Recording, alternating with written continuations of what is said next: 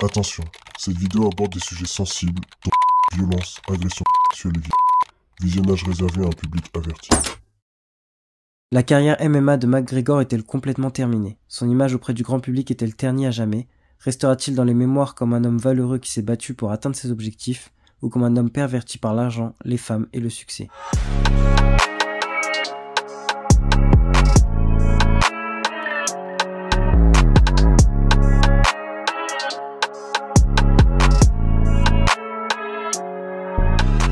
Récemment, beaucoup s'interrogeaient sur son implication et ses capacités quant à un prochain combat. De nombreux fans attendaient son combat contre Michael Chandler qui devait avoir lieu le 29 juin 2024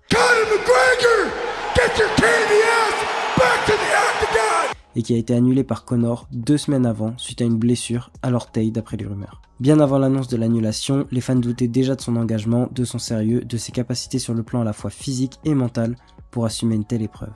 I'm blessed to have entered into the movie alongside him. He was patient with me. He gave me guidance and I just took it. Pourquoi? Pour de très nombreuses raisons, entre consommation de drogue, abus d'alcool, agression violente et, plus récemment, viol. Mais reprenons d'abord depuis le début. Conor McGregor naît le 14 juillet 1988 à Dublin en Irlande et issu d'une famille modeste. Il a d'abord fait du foot et a joué dans une équipe locale appelée Lourdes Celtic avant de s'intéresser au sport de combat à l'adolescence puisqu'il commence la boxe à l'âge de 12 ans au Crumlin Boxing Club. À 16 ans, il quitte les études et sous la pression de son père qui veut qu'il trouve un vrai métier, il travaille brièvement comme apprenti plombier avant de décider qu'il va se consacrer à sa passion, le MMA.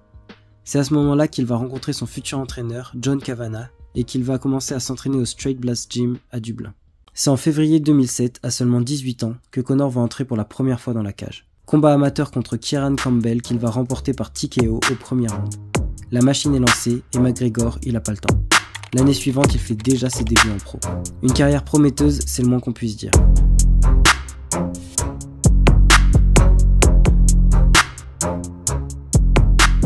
Il intègre l'organisation Cage Warriors en 2011 et parvient à remporter les 2 ceintures dans 2 catégories différentes. Poids plume, moins de 66 kg, et poids léger, moins de 70 kg. À ce stade, il a un record de 10 victoires pour seulement 2 défaites. Mis à part ces 2 exceptions, le parcours est parfait et Conor McGregor atteint le sommet du Cage Warrior. Mais il en veut plus. Ce qu'il vise, lui, c'est l'organisation la plus influente, la plus prestigieuse des arts martiaux mixtes. J'ai nommé l'UFC. Mais, avant de commencer le chapitre UFC, on a oublié de parler d'un élément très important de la vie de Conor. Vous voyez certainement de quoi je veux parler tant cet aspect de sa vie suscite l'intérêt du grand public et des médias, et est un exemple, voire même un symbole, d'Eddie Devlin. Conor et Eddie se rencontrent lors d'une fête d'un ami commun en 2008, alors que McGregor commençait tout juste sa carrière de combattant, avec l'espoir un peu fou que ça le mène quelque part. Elle a été un soutien essentiel tout au long de son parcours. Elle a cru en lui dès le début, elle s'est sacrifiée pour lui offrir une chance de réussir. Il luttait pour percer, et elle a investi dans ses ambitions, le soutenant à la fois émotionnellement et financièrement. Leur histoire a souvent été mise en avant, notamment dans le documentaire Netflix Conor McGregor Notorious, ce qui a fait du couple un symbole de confiance, de soutien, d'amour et de réussite.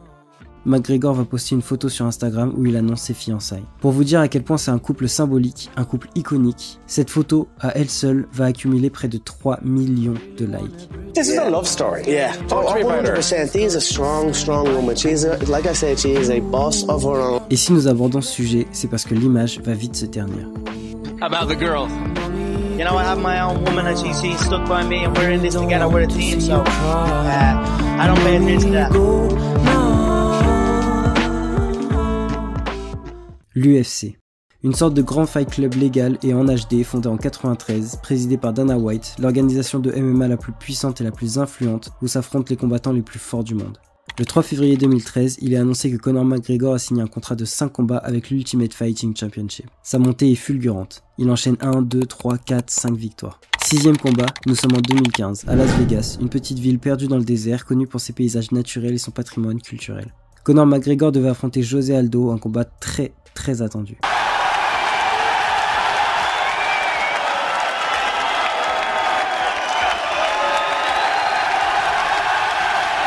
Deux semaines avant le jour J, le Brésilien a annulé le combat suite à une blessure aux côtes. C'est donc Chad Mendes qui l'a remplacé. Ils se sont affrontés pour le titre intérimaire poids plume lors de l'UFC 180.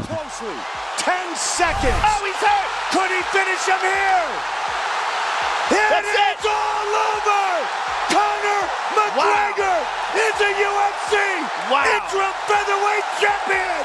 Wow. Il y est presque, il a bientôt atteint le sommet. Mais il reste un obstacle de taille. Le vrai champion poids plume, José Aldo.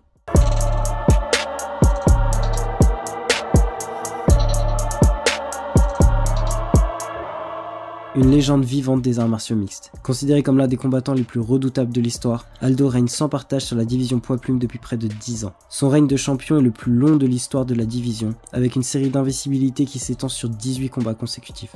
Aldo est réputé pour sa puissance brute, son explosivité, ses frappes d'une précision chirurgicale, ses low kicks dévastateurs, capables de briser la volonté de n'importe quel adversaire, et qui ont mis au tapis les meilleurs de son époque. Aldo a affronté et vaincu certains des plus grands noms de l'UFC, imposant à chaque fois sa supériorité physique et mentale. Avant son combat contre McGregor, José Aldo représente un obstacle d'une taille monumentale, un champion incontesté qui a écrasé tous ceux qui ont tenté de s'emparer de sa ceinture. Et pourtant, Conor est favori contre le monstre légendaire qui se dresse face à lui. Pourquoi ? Voilà pourquoi. You little bitch. What are you looking at? Yeah, what you gonna do? You wanna do something? You wanna do something? You wanna do something? You wanna Brazilian bitch? What you gonna do? What you gonna do? What you gonna do? Closer, let's go closer. I wanna smell his pussy. I can smell your pussy from here. I shook his hand, I embraced him, I gave him a little cuddle, I told him everything's gonna be A-okay. It will be over before you know it. Just please show up December 12th. So I don't want to scare him anymore. He's petrified. He went running before. So now I'm going to take the opposite approach. Cuddle him, look after him, whisper sweet nothings, tell him it's going to be all right. It will be over quick. And hopefully get him into that octagon December 12th and then end his career.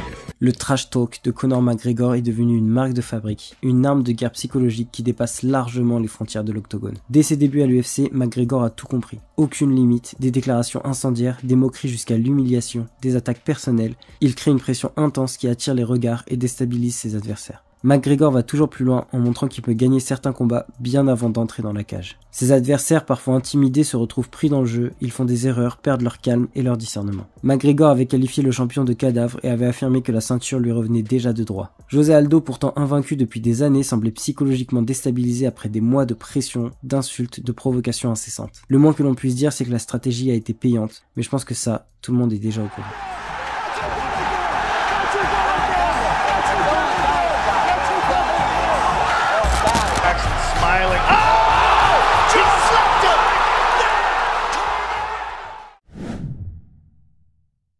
Ce combat marque un tournant dans la carrière de Conor. Il devient l'un des combattants les plus célèbres, celui qui suscite le plus d'intérêt. Son trash talk sans limite, sa confiance exacerbée, sa capacité à terminer les combats de manière aussi rapide que spectaculaire, bordel, il semble invincible.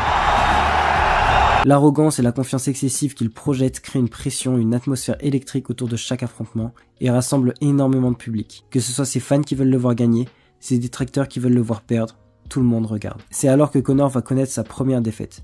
Suite à un remplacement de dernière minute, l'adversaire de Conor McGregor est remplacé par Nate Diaz et il est convenu de combattre à 77 kg. Conor est monté de 2 catégories pour affronter Nate Diaz. Une défaite dans ces conditions n'a pas entaché sa réputation, bien au contraire. Au lieu de diminuer sa popularité, cette défaite a eu l'effet inverse. Et sa revanche à peine 6 mois plus tard a encore engendré une nouvelle explosion de popularité. Surprise, surprise, motherfucker! The king is back! Son ascension se poursuit, il affronte Eddie Alvarez, remportant le titre des poids légers, devenant ainsi le premier combattant de l'histoire de l'UFC à détenir 2 ceintures simultanément. Conor veut marquer l'histoire. C'est la raison pour laquelle il va ensuite affronter une autre légende, Floyd Mayweather. Un boxeur américain considéré comme l'un des meilleurs de tous les temps. Invaincu en carrière avec un bilan de 49 victoires et 0 défaites, Mayweather est célèbre pour sa capacité à générer d'énormes revenus grâce à ses combats. Autant dire qu'avec ce nouveau combat, Conor entre dans une nouvelle dimension. L'impact financier et médiatique d'un tel affrontement est sans précédent. 4,6 millions de ventes en pay-per-view aux États-Unis, le combat a rapporté près de 1 milliard de dollars au total. McGregor, bien qu'il n'ait pas gagné le combat, a empoché environ 100 millions de dollars. Mais ce ne sont pas seulement les combats qui enrichissent Conor. Homme d'affaires dans l'âme, il investit, monte des entreprises et fait fructifier son capital en diversifiant ses activités bien au-delà du MMA. Il va lancer sa marque de whisky Proper No. 12, sa marque de bière brune Forged Irish Stout, il investit dans un pub irlandais, le Black Forged Inn, il propose une application, McGregor Fast, il crée sa marque de vêtements de luxe August McGregor, il est investisseur dans TIDL Sport, il est sponsorisé par de grandes marques comme Reebok, Bud Light et Monster, il devient également propriétaire, il possède une maison de luxe à Dublin, une propriété à Los Angeles d'une valeur de 7 millions de dollars, une autre en Espagne, enfin bref, Conor McGregor est partout. Pour vous dire à quel point sa fortune est colossale, il a été classé comme le sportif le plus riche du monde en 2021 par le magazine Forbes, loin devant Messi et Ronaldo.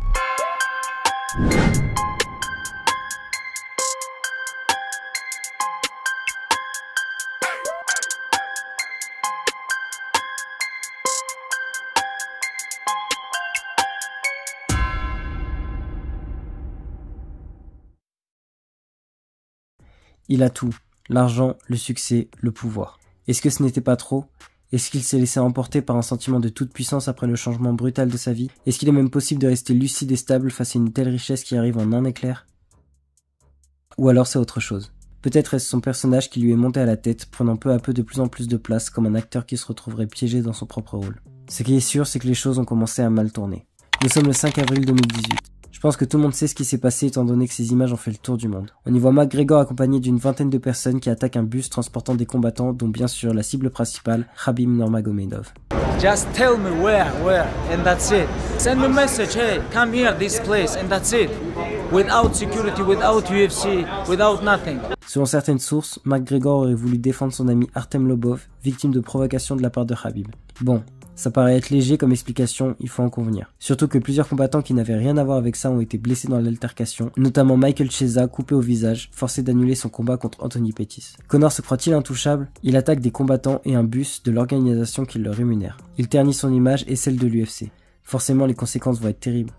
Non? Plusieurs combattants vont porter plainte, dont Michael Chiesa qui atteste que cette agression a causé chez lui des dommages physiques, une perte financière ainsi qu'une détresse émotionnelle. Résultat?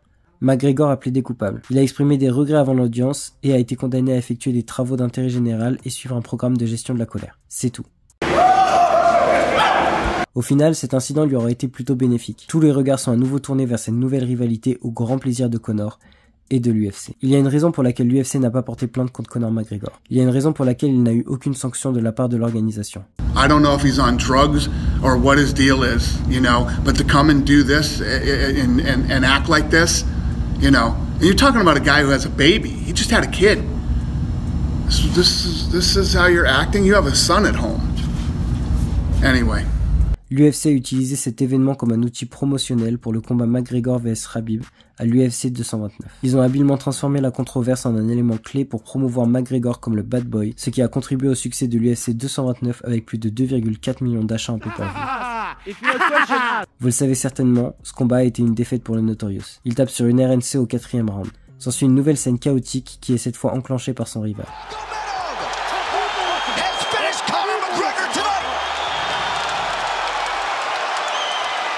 Look at him. Oh, and now Khabib jumps the fence. Whoa! And he's going right at Dylan Dennis. Mayhem. Oh! La commission athlétique du Nevada va condamner les deux protagonistes à une suspension et une amende. 9 mois d'arrêt et 500 000 $ pour Khabib, 6 mois d'arrêt et 50 000 $ pour Conor. Sanction prise, Khabib se contentera d'y répondre avec un tweet.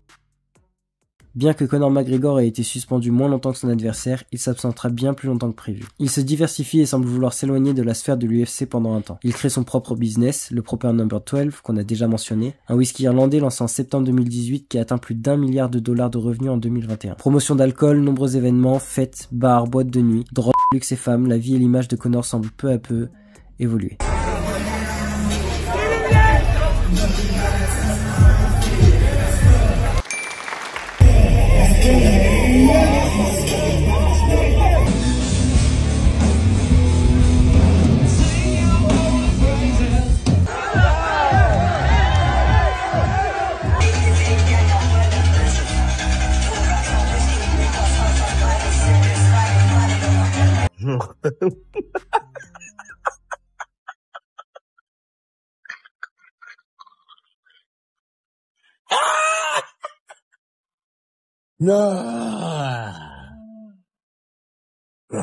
C'est dans ce contexte qu'une plainte pour des faits bien plus graves que tout ce qui lui a été reproché jusqu'à présent va être déposée par une certaine Nikita Hand. Mais attention, nous ne sommes qu'en 2018 et pour l'instant il ne s'agit que d'une plainte. Le nom Nikita Hand est encore inconnu. Pas de jugement, pas de preuve publique, il s'agit d'une plainte parmi beaucoup d'autres, comme vous allez le voir. Nous reviendrons sur cette affaire plus tard car elle mérite son propre chapitre avec beaucoup d'informations sensibles et de détails perturbants dont vous n'avez certainement jamais entendu parler. Mais pour l'instant nous sommes toujours en fin 2018. Une plainte pour viol est déposée par une jeune femme à Dublin. Très peu d'informations ne circulent à ce sujet. Le grand public n'en est même pas informé, ce qui contraste avec la gravité de l'accusation. Et malheureusement ce n'est que le début. En octobre 2019, Conor McGregor est accusé d'agression sexuelle. À nouveau les circonstances ne sont pas claires car confidentielles. Ça se serait passé dans une voiture à l'extérieur d'un pub à Dublin. Aucune information sur la victime, sur les faits, quelques rumeurs rumeurs et des spéculations sans fondement. Conor se contente de nier les faits et d'affirmer que le temps révélera tout. Des accusations très graves et aucune sanction, la popularité du Notorious n'est pas impactée. Il reste une légende, suivie et adulée par son public. Parce que l'argent est infini, que l'admiration du public est sans limite et que la justice semble impuissante, McGregor est invincible. En témoigne un autre dérapage en avril 2018. Cette fois, pas d'issue, la scène est publique et filmée. Les images proviennent de caméras de vidéosurveillance dans un pub à Dublin, où on voit distinctement Conor agresser un homme âgé. Pour quelle raison? Le vieil homme a refusé un verre du whisky Proper No. 12. Il n'en fallait pas plus à Conor. Cette fois, les preuves sont accablantes. Inutile de nier, McGregor plaide coupable et la justice va fermement le condamner. À hauteur de 1000 €. Allez, pour la blague, on va le poser. Les revenus de l'année 2018 de McGregor d'après Forbes s'élevaient à 99 millions de $. Divisé par 12, ça fait 8 250 000 $. Converti en euros, ça fait 7 918 762 € et 50 centimes. Les revenus moyens en France s'élèvent environ à 2028 € par mois. 2028 fois 1000 divisé par 7 918 762 € et 50 centimes nous donne 0,2 561 6218 €. Autrement dit, une amende de 1000 € pour Conor représente approximativement 26 centimes pour un Français moyen. Autant dire que les conséquences de cet incident sont gérables. On passe directement en janvier 2020 où une nouvelle accusation, pour le moins troublante, vient à nouveau ébranler l'actualité du combattant irlandais. Une femme dépose plainte pour exhibitionnisme. Conor aurait exposé ses parties génitales en pleine boîte de nuit à Paris. Bien sûr, le principal concerné nie les faits et cet incident est très vite passé sous silence puisque c'est pendant ce même mois qu'il fera son grand retour à l'UFC. Donald Cerrone. Nouveau triomphe, nouvelle gloire, nouvelle admiration. Encore et encore, la réputation de l'Irlandais semble intouchable. Ses prouesses sportives passent bien en premier plan, loin devant les accusations aussi graves et humiliantes soient-elles. Et la liste se poursuit. En septembre 2020, il est interrogé par la police en Corse. Dans un bar, il aurait à nouveau exhibé ses parties génitales à une jeune femme sans son consentement alors qu'elle se dirigeait vers les toilettes. Son avocat et lui ont nié toutes les accusations, pas de preuves, pas de condamnation. En janvier 2021, c'est au niveau du MMA que les choses vont se compliquer. Un combat très attendu, la revanche Conor contre Poirier. Pas de trash talk pour cette fois, les deux combattants semblent s'entendre et se respecter. L'échéance arrive, Conor va perdre le combat, mais gagner le respect du public. Il va expliquer que Dustin Poirier l'a eu notamment grâce à ses low kicks, qu'il aurait dû mieux défendre. Il va assumer sa défaite, féliciter son adversaire et même dire qu'il est heureux pour lui. Conor ne se cherche pas d'excuses et sort du combat dignement et avec maturité. Il y a 1-1, les fans attendent une trilogie, le combat qui va les départager arrive en juillet de la même année et l'ambiance est tout autre. You're only a little bitch. Your wife is your husband. Conor, win or lose, do you respect Dustin Poirier no matter what happens on Saturday night? I don't give a fuck about him, to be honest. It was a fluke win, and I'm gonna correct it on Saturday night. Joe Lee's wife! Joe Lee's wife! Joe Lee's wife! Joe Lee's wife! You little bitch of a thing. You used to be a lot better than that, man. The trash talk was a lot better than that. You're getting walked like a dog in that octagon on Saturday night. He's going down a stretcher in this fight. What round, sir? You'll pay to see that. Yeah, shut your mouth, you little fool. I'm gonna dance on your head. Nouveau combat, nouvelle défaite pour Conor. Cette fois, la défaite de Conor est également médiatique. De nombreuses personnes ont critiqué son attitude, notamment à cause de ce moment aujourd'hui devenu célèbre. He believes that one of the kicks that he checked is what broke your leg. There was no check. There was not one of them I checked. Your wife is in me DMs, hey baby. Hit me back up, we'll chat to you later on. We'll be at the after party, the Win Night Club, baby. Au-delà du ridicule de la situation, on remarque que Conor, blessé, assis au sol de l'octogone, parle d'aller faire la fête avec la femme de Dustin. Il semble que la vie de luxe ait pris complètement le pas sur sa carrière de combattant et l'hygiène de vie qu'elle nécessite. Suite à cela, de nombreux fans ont eu de sérieux doutes quant à un retour possible du Notorious. Et bien sûr, la descente aux enfers se poursuit. La scène s'est déroulée en juillet 2022 à Ibiza, sur le luxueux yacht à 4 millions d'euros utilisé par McGregor pour son anniversaire. Durant la fête, une Irlandaise d'une quarantaine d'années, amie d'enfance de McGregor, explique que ce dernier l'a invité dans une zone à l'écart du public. Il a alors, d'après ses dires, perdu la tête. Il l'aurait frappé, coup de poing au visage, coup de pied dans les côtes, en la menaçant de la noyer. C'est comme s'il était possédé. Je savais que je devais quitter le bateau car sinon il allait me tuer. Elle a alors sauté à l'eau et a été secourue par un bateau de la Croix-Rouge avant d'être conduite à un centre médical. La victime a porté plainte, mais pour l'instant, aucune nouvelle. Est-ce que Conor a usé de son influence pour faire taire l'affaire ? La finale de la NBA. Nous sommes en juin 2023 lors d'un temps mort au cours du 4e match des finales de la NBA. McGregor doit faire une apparition pour la promotion de son produit TIDL Sport, sponsor officiel des Miami Heat. Ça n'a pas eu l'effet prévu. Le public semble frustré par cet aparté promotionnel à un moment crucial du match.